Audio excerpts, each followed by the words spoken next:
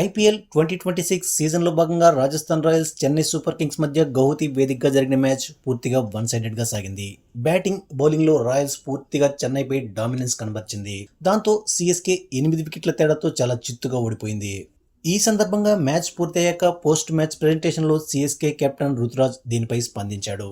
అతనేం చెప్పాడంటే, నిజం చెప్పాలంటే ఈ రోజు మా ఓటమి పెద్దగా డిసప్పాయింటింగ్ గా అనిపించలేదు. ఎందుకంటే స్టార్టింగ్ లో ఈ పిచ్ పై బ్యాటింగ్ చేయడం చాలా కష్టంగా అనిపించింది. జోఫ్రా ఆర్చర్, బర్జర్ లాంటి వరల్డ్ క్లాస్ బౌలర్స్ ఇటువంటి పిచ్ పై ఎదుర్కోవడం చాలా కష్టంగా మారింది. అలాగే మీడియం పేసర్, స్పిన్నర్స్ కూడా పిచ్ నుంచి మంచి సహకారం లభించడంతో బ్యాటింగ్ చేయడం అంత ఈజీగా లేదు. ఏదేమైనప్పటికీ మేము మొదట్లో కాస్త పేషెన్స్ చూపించాల్సింది. కనీసం 150 నుంచి 160 రన్స్ అయినా బోర్డుపై పెట్టుండాల్సింది. కానీ ఈ రోజుల్లో ఏది మంచి స్కోరో చెప్పలేం. అందుకే రిజల్ట్తో సంబంధం లేకుండా ఆడుతూనే ఉండాలి.